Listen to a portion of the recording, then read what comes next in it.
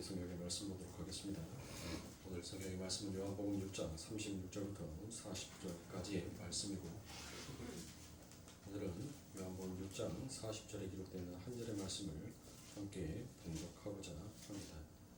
요한복음 6장 40절 다 함께 봉독합니다. 내 아버지의 뜻은 아들을 보고 믿는 자마다 영생을 얻는 이것이니 마지막 날에 내가 이를 다시 살리리라 하시니라. 아멘. 자,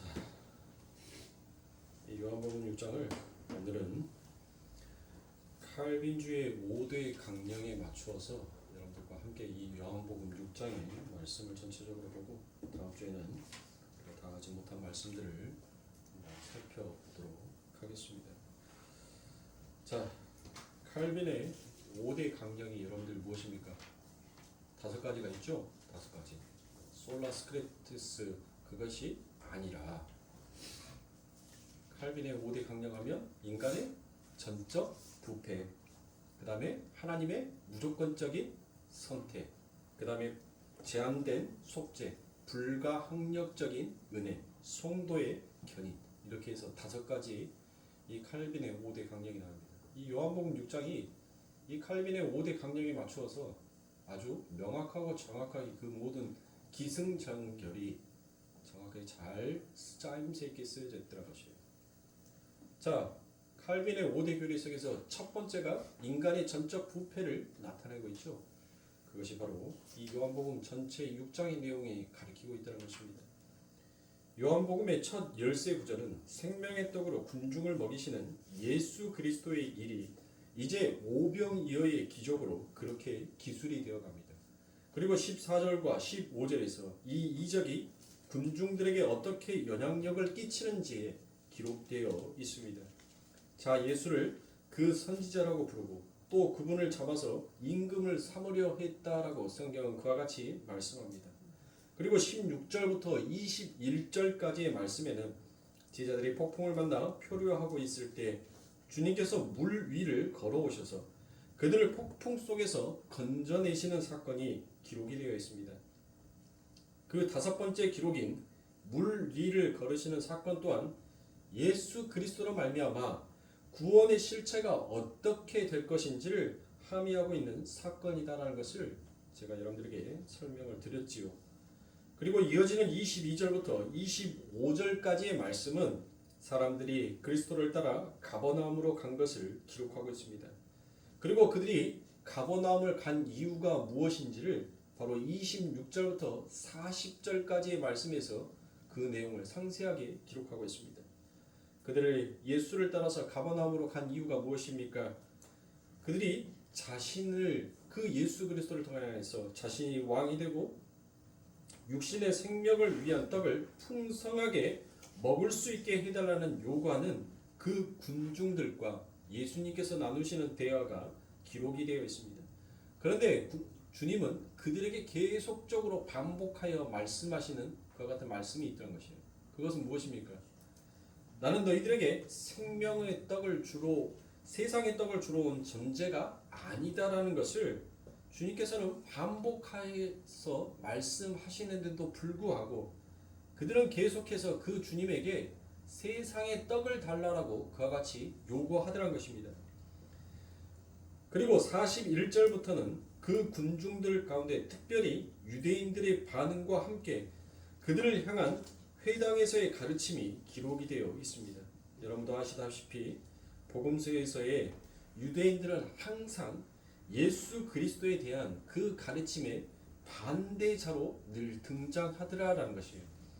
예수님은 우리가 오늘까지 공부한 40절까지에서 구주를 육신의 떡을 주는 이로 잘못 알고 있는 군중들에게 참 구주는 육신의 생명을 위한 떡을 제공하는 정치적이고 군사적이고 경제적인 메시아가 아니라 죄와 허물로 죽을 수밖에 없었던 자들에게 영원한 생명이 되어 먹이기 위해서 오신 분이다라는 것을 설명합니다.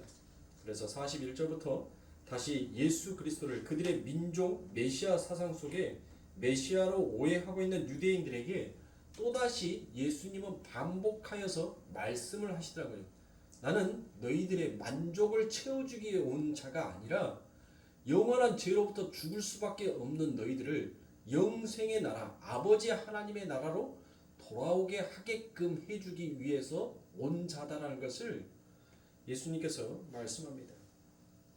그 말씀은 결국 무엇입니까?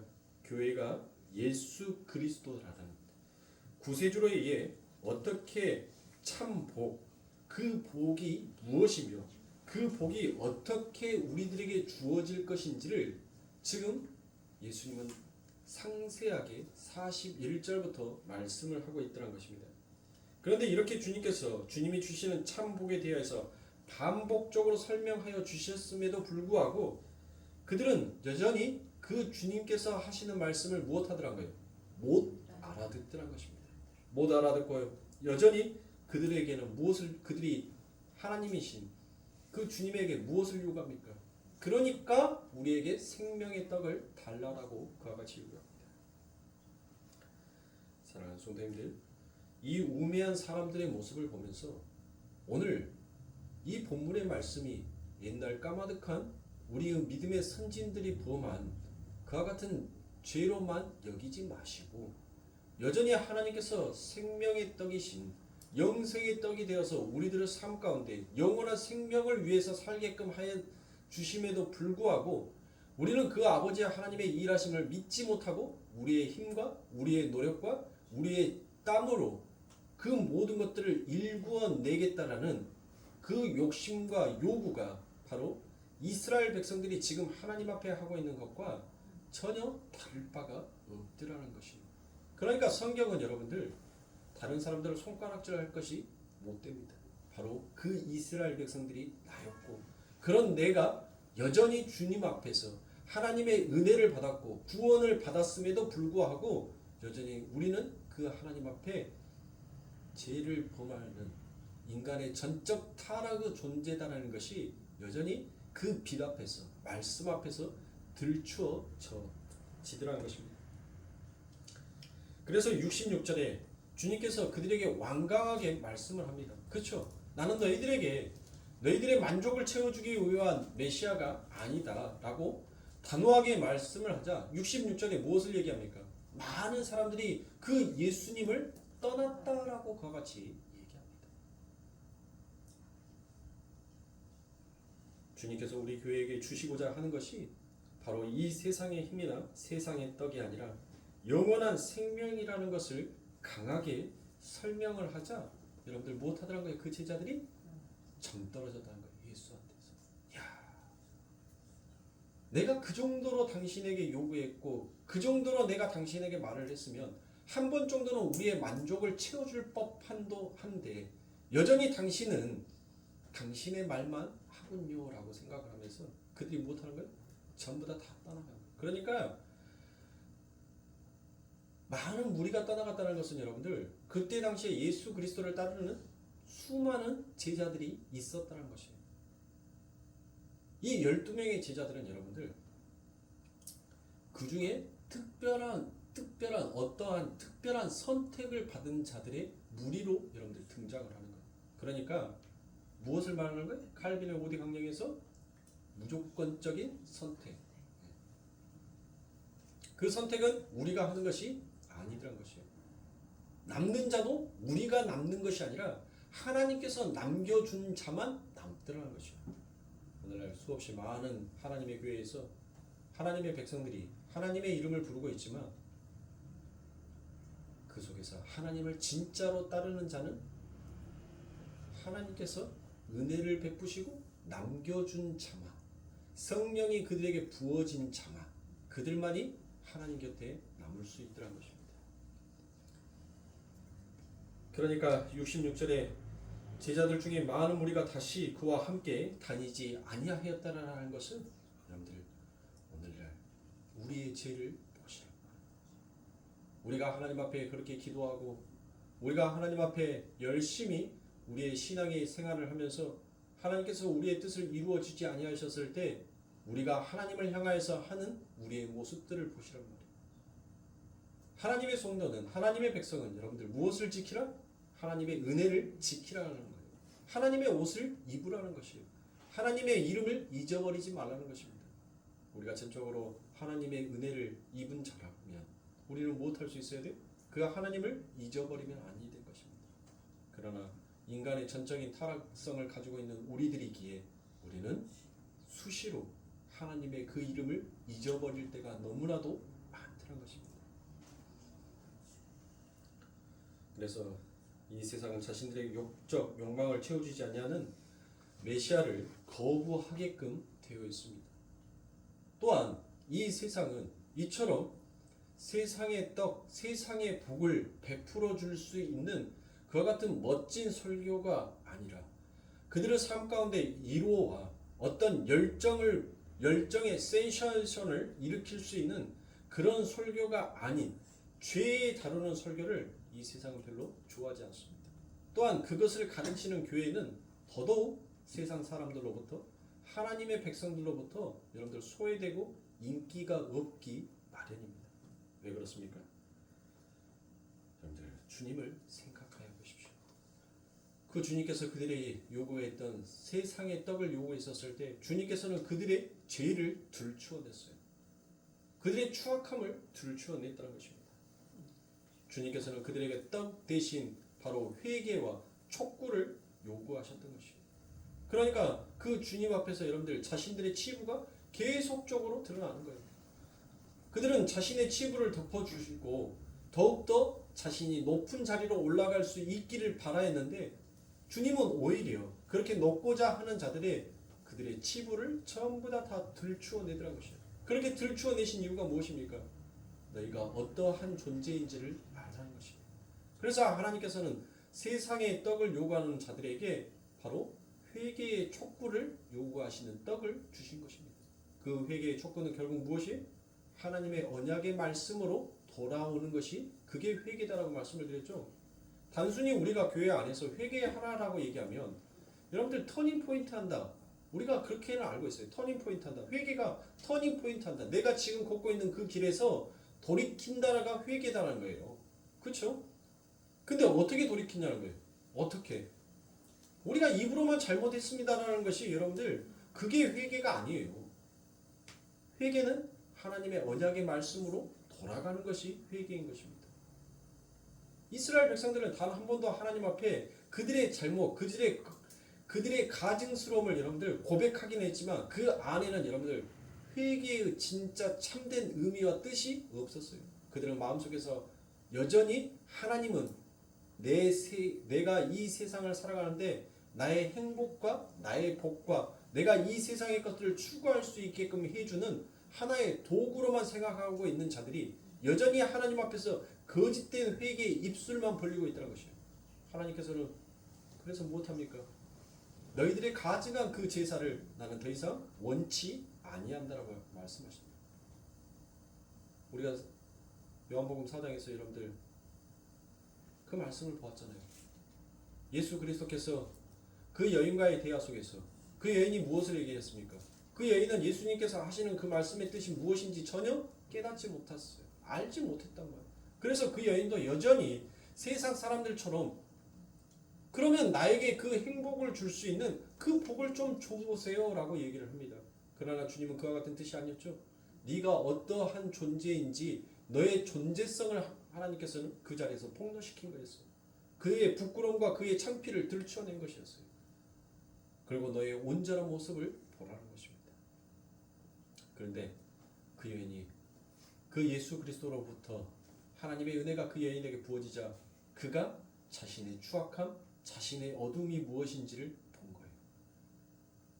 그리고 아버지 하나님의 말씀으로 언약의 말씀으로 돌아오게 되자 그의 마음속에 한량없는 그 기쁨이 그 충만함이 그의 삶 가운데 생수처럼 흘러나오게 되더라는 것이죠.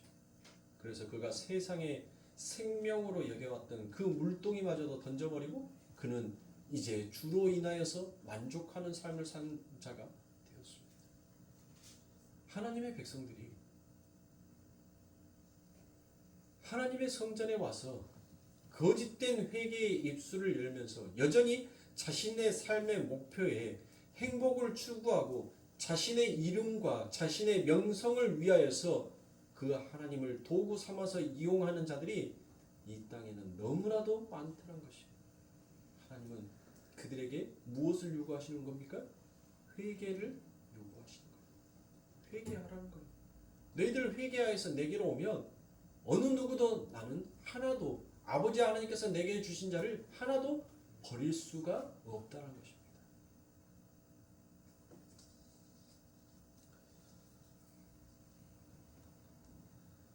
그러므로 사랑하는 성도님들, 성도는 이 세상의 떡으로 자신의 행복을 채우려고 해서는 아니 됩니다.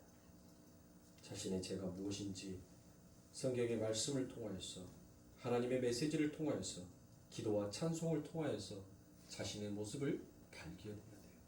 그리고 그 발견한 자신의 모습을 하나님 앞에 고백하고 더 이상 그와 같은 죄를 범하지 아니하도록 늘 자숙할 수 있는 주의 말씀 안에서 인내하고 자복할 수 있는 마음을 가져야 하는 것입니다.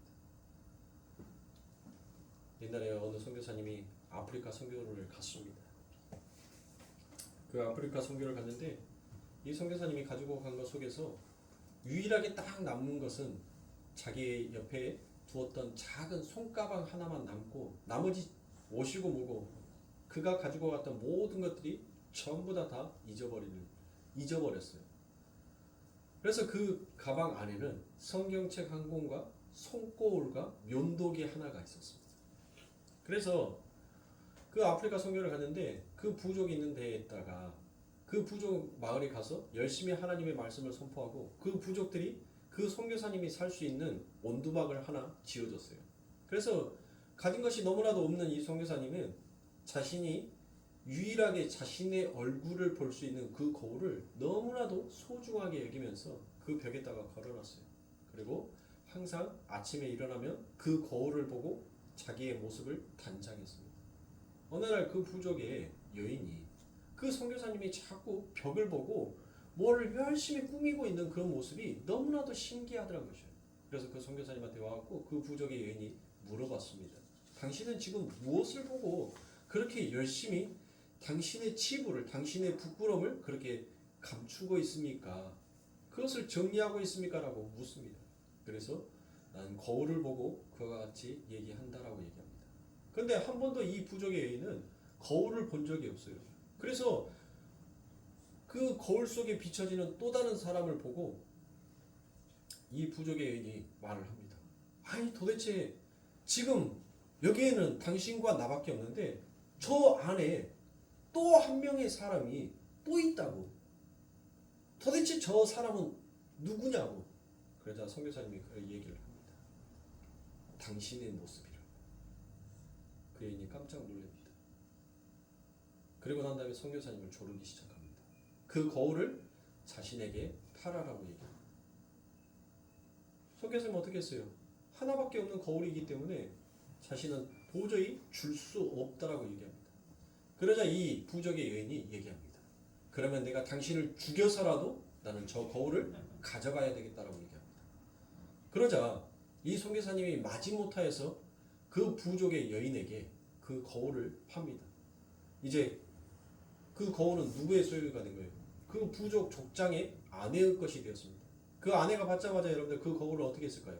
바로 바닥에다가 던져버리고 산산이 깨버리더란 것입니다. 왜요?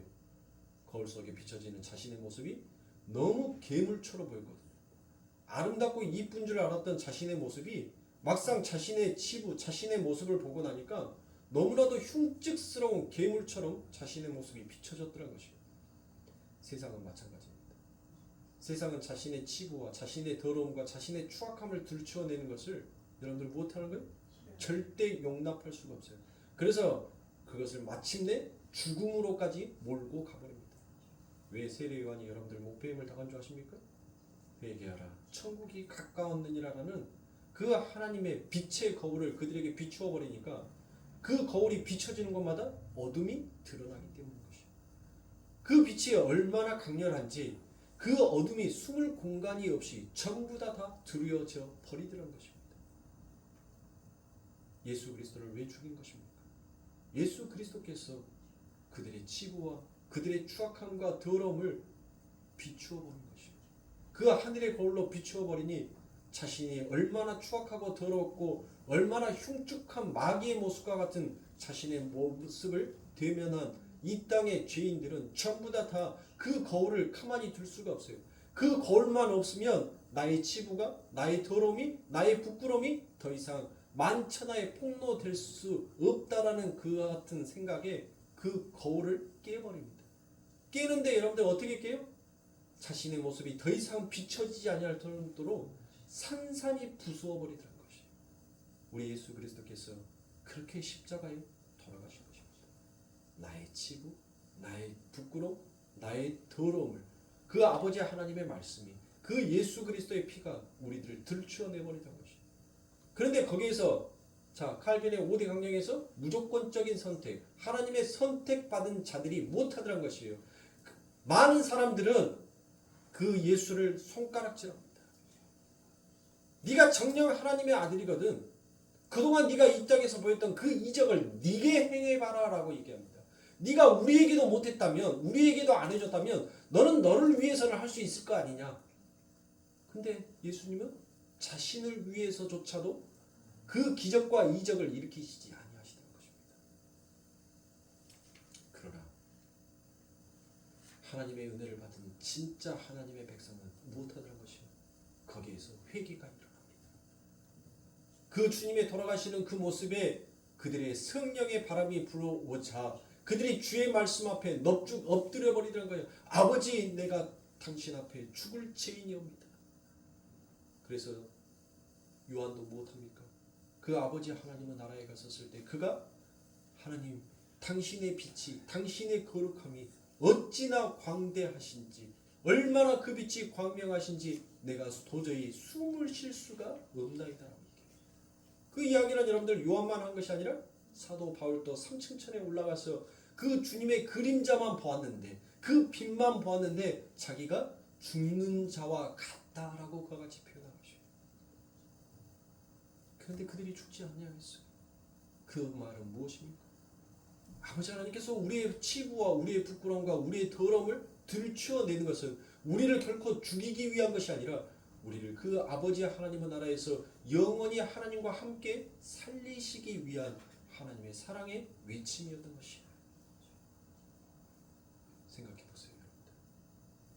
우리 예수님께서 정말 우리가 바라고 우리가 요구했던 그 모든 것들을 만약 예수님께서 전부 다 들어주셨다라고 생각을 해보세요. 정치적인 면에서, 군사적인 면에서 자신의 개개인적인 모든 욕망들을 우리 예수님이 가진 기적과 이적으로 여러분들 그 모든 일들을 다 행하였다라고 여러분들 한번 생각해 보시라고요. 그 모든 일을 행하여 줬는데 예수님께서 과히 그렇게 십자가 위에서 아무도 그 예수님의 죽음을 막는 자도 없었고 그 예수님의 죽음의 그 마지막을 홀로 놔두는 자도 없었을 것입니다.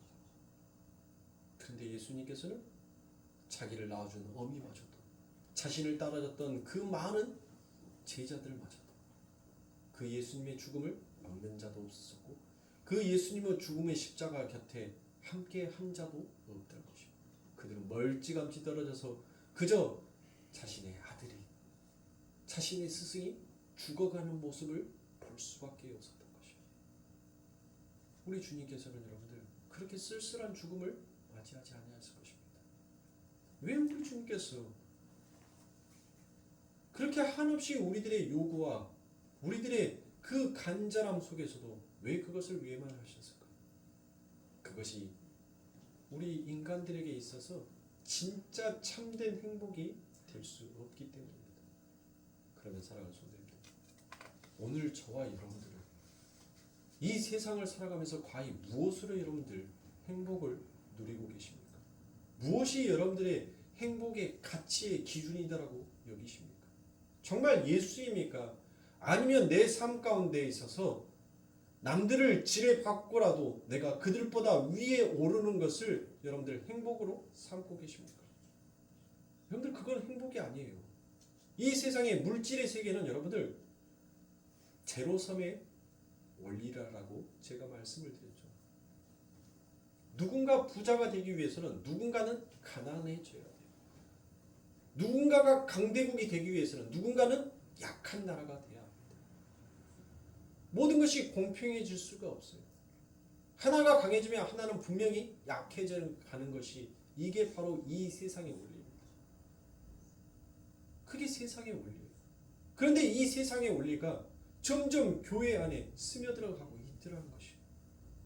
그리고 교회 안에서도 어느 날 그것이 마치 하나님의 진리이고 복이냐, 그게 교회 안에서 현연하게 선포되어지고 설파되어지고 가고 있더라는 것입니다.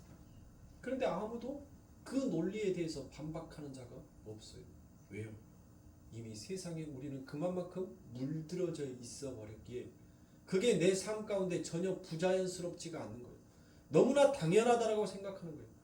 교회에 하나님 앞에 충성하고 열심을 내는 자는 당연히 하나님 앞에 복 받는 것은 당연한 것이지, 하나님을 등하시하고 하나님을 멸시하는 자가, 하나님의 일에 덜 사모하는 자가 어떻게 축복을 받을 수가 있겠느냐라는 그와 같은 사고의 방식이 바로 그거예요. 그래서 무엇합니까? 교회 안에서 무엇이 일어나는 거예요?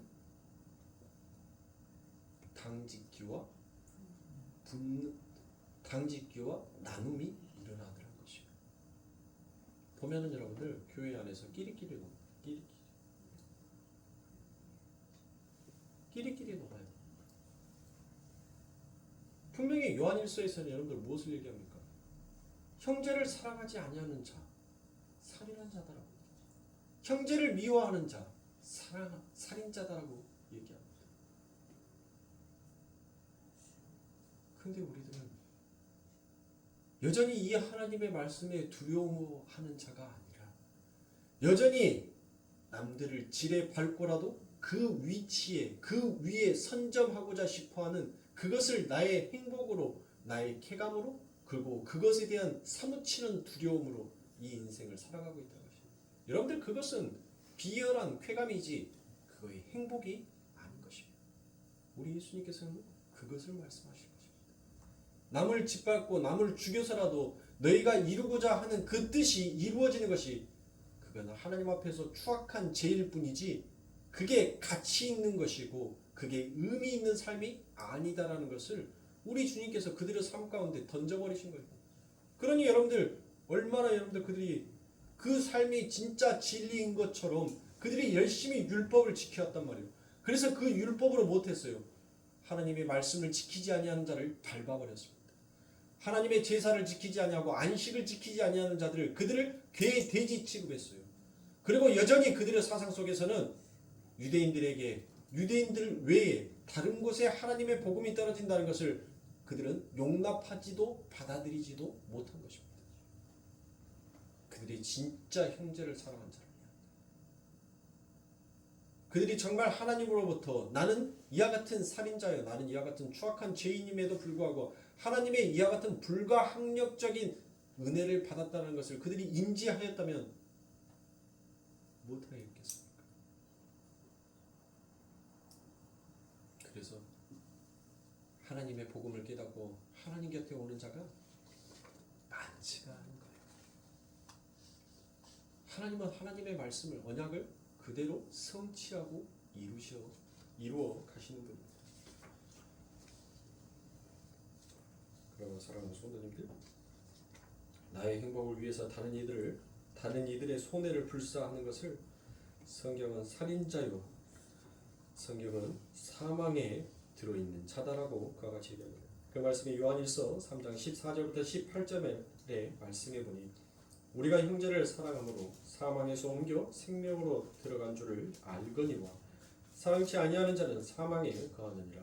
그 형제를 미워하는 자마다 살인한 자니 살인한 자마다 영생이 그 속에 거하지 아니하는 것을 너희가 아는 바라. 그가 우리를 위하여 목숨을 버리셨으니 우리가 이로써 사랑을 알고 우리도 형제를 위하여 목숨을 버리는 것이 마땅하니라. 누가 이 세상 재물을 가지고 형제의 궁핍함을 보고도 도와줄 마음을 막으면 하나님의 사랑이 어찌 그 속에 거할까 보랴. 자녀들아, 우리가 말과 혀로만 사랑하지 말고 오직 행함과 진실함으로 하자라고 말씀합니다.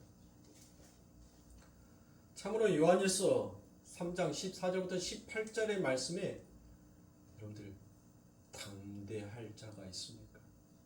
전부 다 이 말씀을 읽을 때마다 우리는 우리의 심장이, 우리의 가슴이 뜨끔함을 느끼게 될 것입니다.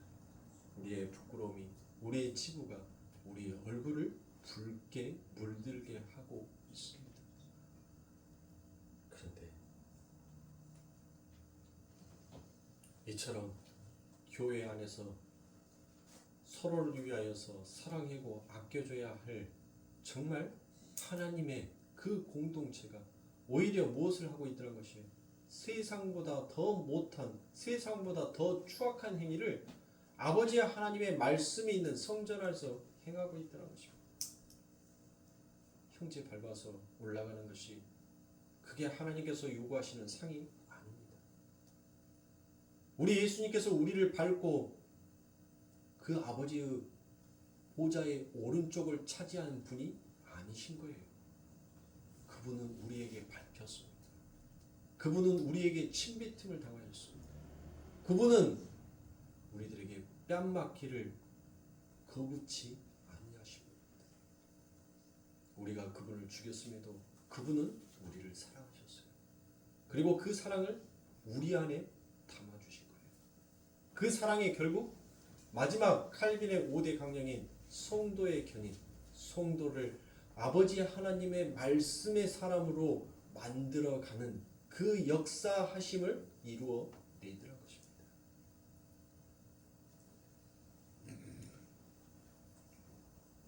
이웃을 사랑하지 아니하고 이웃을 미워하고 이웃을 위하여서 질투하는 자들은 아버지 하나님의 백성이 아닐지도 모릅니다. 자신의 유익을 위해서 살인까지도 밥 먹듯이 하는 자가 어찌 여러분들 그 자를 하나님을 믿는 자, 하나님의 백성이다라고 과히 말할 수가 있겠냐는 것이에요. 오늘 저와 여러분들이 이 말씀들을 통하여서 과히 우리가 무엇을 이 세상 가운데서 행복으로 추구하고 있는지를 여러분들 잘 보셔야 합니다. 그것을 잘 판단하셔야 돼요. 내가 예수를 믿는 궁극적인 이유와 목적이 무엇인지를 여러분들이 잘 깨달으셔야 합니다. 그냥 왔다리 갔다리 여러분들 시간 보내는 시간 때우는 종교 행위를 해서는 안 돼요. 우리는 종교 행위를 하는 자가 아니라 신앙 생활을 하는 자인 거예요. 여러분들의 삶 가운데 담겨져 있는 그 예수가 어떠한 분이신지 여러분들 잘 생각해 보시라고. 우리들의 입에서 여러분들 과연 하나님 앞에 무엇을 지금 간절히 바라고 무엇을 요구하고 있는지, 하나님은 그런 우리들에게 여전히 반복적으로 나는 너희들의 세상의 떡을 주러 오는 자가 아니라 생명의 떡을 주기 위해서 온 자다는 것을 우리들의 삶 가운데 끊임없이 말씀하고 계시는 예수, 그런 예수를 과연 우리는 사랑하고 있는지 잘 기억하셔야 할 겁니다. 잘 여러분들의 삶 가운데서 그 말씀을 상고하셔야 할 줄 믿습니다. 요한복음 6장의 내용들이 전부 다 그 말씀입니다. 요한복음 6장의 전체적인 말씀이 예수님께서는 끊임없이 그 말씀을 하셨는데도 불구하고 그 말씀 안에 아랑곳하지 아니하고 여전히 못 알아먹는 것처럼, 그 말의 뜻이 무슨 말인지 못 알아먹는 것처럼 여러분들 못하더란 거예요. 엉뚱한 대답을 계속적으로 하더란 것이에요. 여러분들 제가 지금 어느 나라 말로 얘기합니까? 어느 나라 말로 얘기해요? 그렇죠. 한국말로 하죠. 제가 하는 이 한국말을 여러분들은 다 알아듣죠? 어떻게 알아들으세요? 깝깝해요? 이렇게 물어보니까 너무나 쉽잖아요. 여러분들 마음 안에 뭐가 있으니까? 한글이 있으니까 내 말을 알아먹는 거예요. 여러분들. 여러분들 안에 영어가 있으면 제가 한국말로 열심히 설교한다고 하더라도 여러분들은 전혀 그 말을 못 알아먹습니다. 여러분 안에는 보이지 않는 한국말이 있단 말이에요. 그래서 제가 하는 이 한국말을 여러분들의 말로써 받아들일 수가 있는 거예요. 여러분들의 귀가 그 소리를 듣고 이해하는 거예요. 하나님의 백성은 하나님의 말씀이 자기 안에 있단 말이에요. 그래서 하나님의 말씀이 던지어지면 그 하나님의 말씀의 뜻이 무엇인지를 이해하게끔 되어 있더란 거예요. 그런데 그 말씀을 받아들이지 못한다는 것은 지금 그의 마음속에 여러분들 무엇이 없다는 거예요? 하나님의 말씀이 없다는 거예요. 하늘의 말, 하늘의 언어가 없으니 어떻게 하늘의 말을 이해할 수 있겠습니까? 그래서 하나님께서는 귀 있는 자는 들을지어다는 거예요. 너희 안에 내 말씀이 있으면 너희는 내가 하는 말을 이해할 것이라는 거예요. 왜요? 내가 다른 나라의 언어로 말하는 것이 아니라 지금 네 안에 담겨져 있는 그 언어로 내가 너에게 얘기를 하고 있으니 너는 당연히 그 말을 이해하는 것이 맞지 않느냐는 거예요. 그런데 교회에 와가지고 여러분들 그 하늘의 말을 해야 할 자가 세상의 말을 하고 있으니 그 하늘이 알아먹습니까? 왜 하나님께서 이 세상의 언어를 흩으셨어요? 왜 흩으셨습니까? 바벨탑에서 왜 그들의 언어를 다 혼잡하게 만드셨냔 말이에요. 그들이 여전히 하늘에 대고 자신의 욕심과 욕망을 계속적으로 추구하게 하자 하나님께서는 그들의 언어를 흐트러버린 거예요. 즉 내가 너희들이 한 말을 이제는 더 이상 듣지 아니하겠다는 것입니다. 내가 안 듣겠다는 거예요. 나는 도무지 나는 너희의 말을 알아먹을 수가 없다는 것이에요. 오직 하나님은 하나님의 언약의 말씀으로 그 언약 안에서 하나님은 하나님의 일을 행하십니다. 거기에 우리가 뭘 하고 안 하고가 여러분들 없어요. 우리의 땀이 보태지고 안 보태지고가 여러분들 없다니까요. 오직 하나님은 그 하나님의 말씀, 그 말씀의 계획 안에서 하나님은 모든 것들을 이루시고 창조하시는 분입니다. 그런데 그 창조해 가는 그 일의 과정 속에 우리가 적시족소에 여러분들 들어가는 거예요. 들어가는 거. 우리 박희철 집사님 오랜만에 오셨지만 우리 집사님은 요리사세요. 저 요리사가 소금이 들어가야 될 자리에 설탕을 집어넣어버리면 그 음식이 어떻게 되겠습니까? 당연히 여러분들 그 음식은 도저히 먹을 수 없는, 거들떠볼 수 없는 음식이 되어버리겠죠. 그 음식에 맞는 조미료가 들어가야 돼요. 그래야지 풍부한 맛을 내는 것입니다. 하나님의 백성들은 마찬가지. 하나님이 계획해 놓으신 그 창조 속에서 우리는 하나님이 적시족소에 사용하는 여러분들 우리는 하늘의 조미료일 뿐인 거예요. 어떤 분은 소금으로, 어떤 분은 설탕으로, 어떤 분은 간장으로, 어떤 분은 된장으로. 하나님께서 요리하고 싶은 그 요리에 그 필요에 의해서 우리들은 잠시 사용되어지는 거예요. 그런데 거기다 대놓고 왜 하나님 나 사용 안 해요? 아니 설탕이 들어가면 안 돼. 여기에는 그걸 설명해 줬는데도 여전히 못하는 거예요. 아니 나 좀 써주시라니까요. 아니 나 들어가면 더 맛있어요. 달짝지근하니. 계속 그것을 우기임질하는 것과 똑같다는 것입니다. 요리사는 어떤 음식, 어떤 재료, 어떤 조미료가 들어가야지 그 맛이 최상으로 올라올지를 다 알고 있는 거예요. 다 알고 있어요.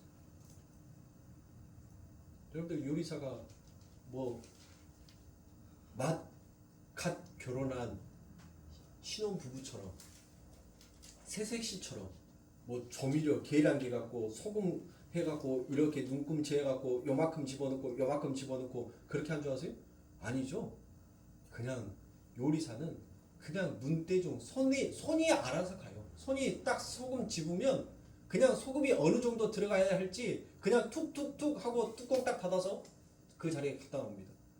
계량이 없어요. 계량이 없는데 딱 끓여놓고 음식이 완성돼서 딱 먹어보니까 뭐 하더라고요?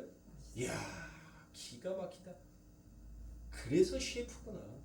그래서 진짜 인류 요리사는 사이구나. 이야 어떻게 저런 레시피가 저 머리에서 어떻게 저렇게 나올 수가 있지? 그냥 우리는 무엇하는 거예요? 그냥 탐복하는 거예요. 감탄하는 거예요. 하나님께서 만들어 놓으신 창조해 놓으신 그 음식에 여러분들은 그 맛을 볼 때마다 우리는 무엇하는 거예요? 이야 도대체 어떻게 이런 맛을 낼 수가 있지? 그게 성도란 말이에요. 한 주간을 살아가면서 여러분들 내 소원이 하나님의 뜻 앞에서 묵시되고 오히려 그와 같은 기도를 하는 나의 치부와 나의 부끄러움과 나의 더러움이 오히려 폭로가 되었었을 때 여러분들은 무엇하셔야 되겠습니까?